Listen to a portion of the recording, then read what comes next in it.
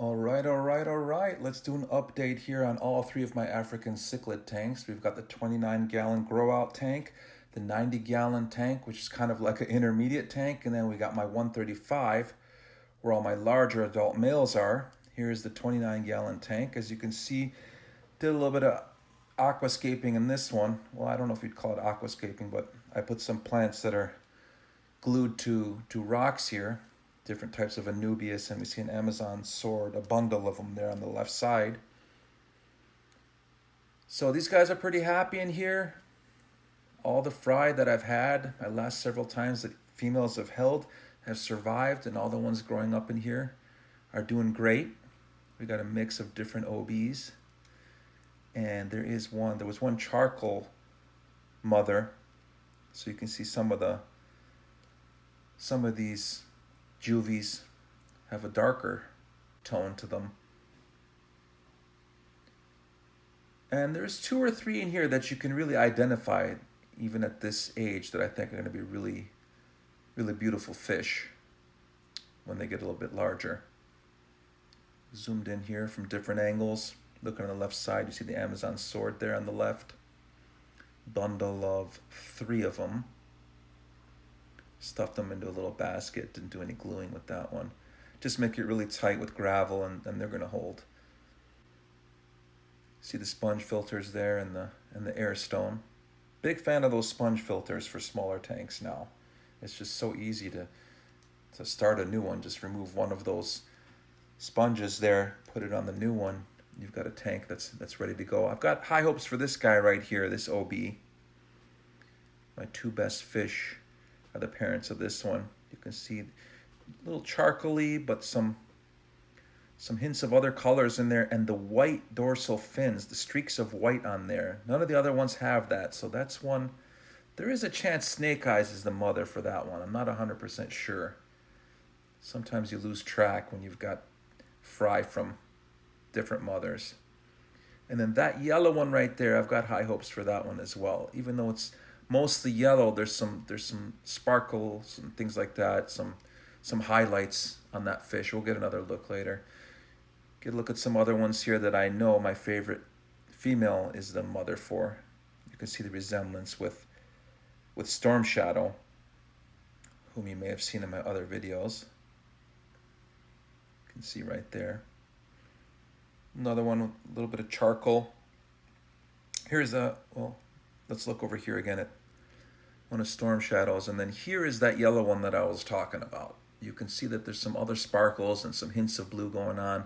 Here's the other one again, and it's amazing because in a tank of 40 fish, I can always spot this one instantly. So I'm gonna have to track that one through the next year or 2 and see how he turns out. Get another look at that yellow one.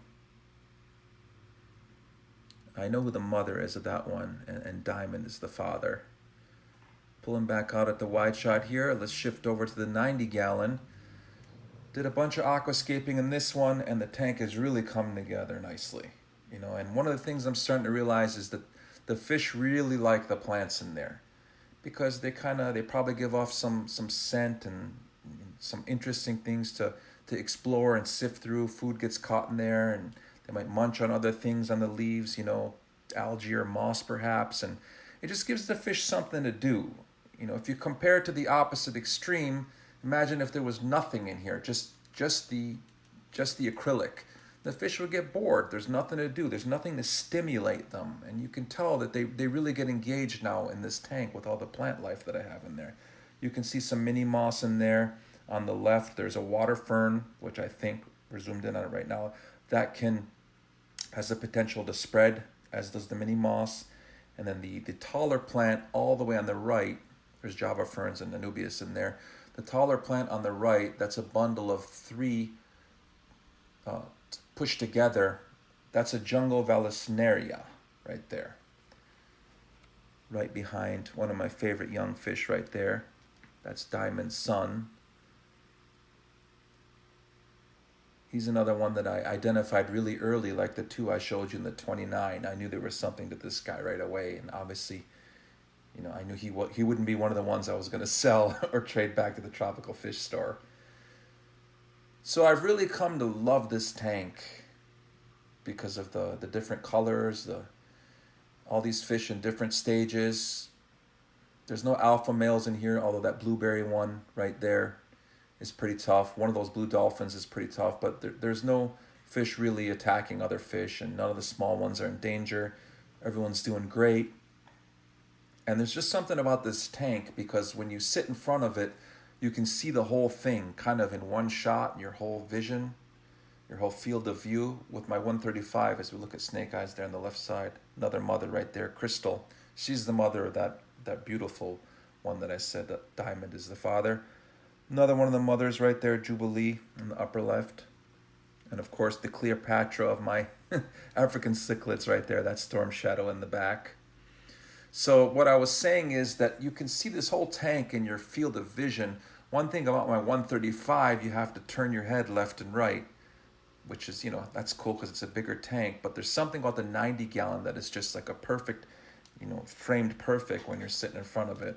Like this one a lot too. That's one of Storm Shadow's.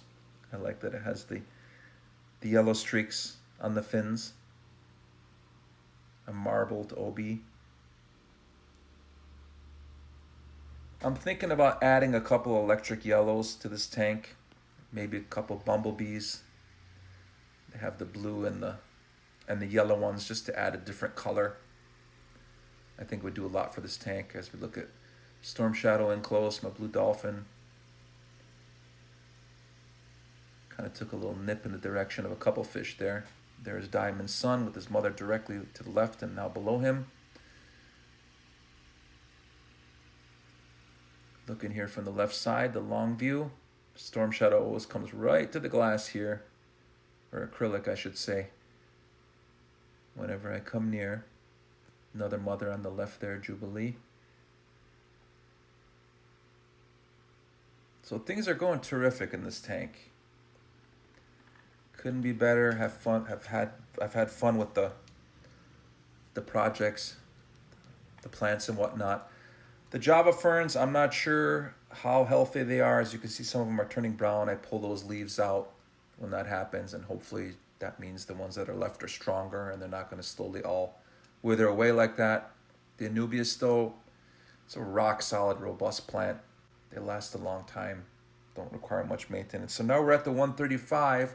I've pushed the rocks toward the center, and I actually removed some rocks, some of the Sarayu stone, from the 90 gallon because I needed more room for plants. So I've done a little bit more stacking here, and I pushed everything toward the middle, and I think they like that perimeter on the left and right being open, because these guys really like to be at the actual base of the substrate a lot. So if you have too much going on and there's no areas for them to kind of just hang around on the bottom unimpeded, I don't think they're as comfortable. So kind of stacking things toward the middle I think has worked out well.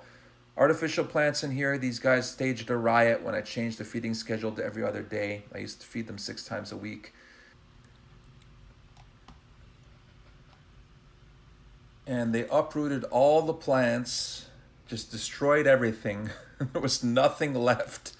I think, all the plants are floating on the top, and they really just wanted to send me a message. So since then, it's been artificial plants only.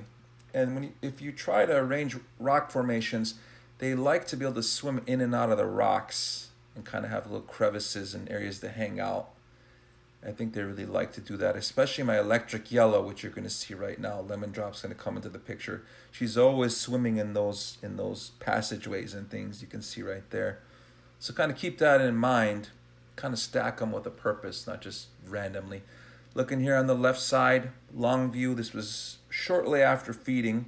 So you can see everybody's looking for additional crumbs, getting a little additional taste of any food residue. You get both my OBs are right there, my Venustus on the left and the Kenyi. Everybody's doing terrific. Knock on wood, no health problems or anything like that. Really in any of my tanks. Once you get this down, how to care for the fish, and as long as you're on top of your water changes and filter maintenance, once you get it down, it's really not that hard. So that's the latest update. Everything's going well in the 29 gallon, the 90 gallon, and the 135. Peace and quiet. All the fish are getting along. Everyone's growing up. Everyone's in good health. So let me know. We're going to look at the night lights here. Let me know what you think of the tanks and any type of general comments you want to post below. I always enjoy reading them. Remember to thumbs up and subscribe if you haven't. And got a lot more content coming very soon. So we'll see you again, hopefully. Thank you.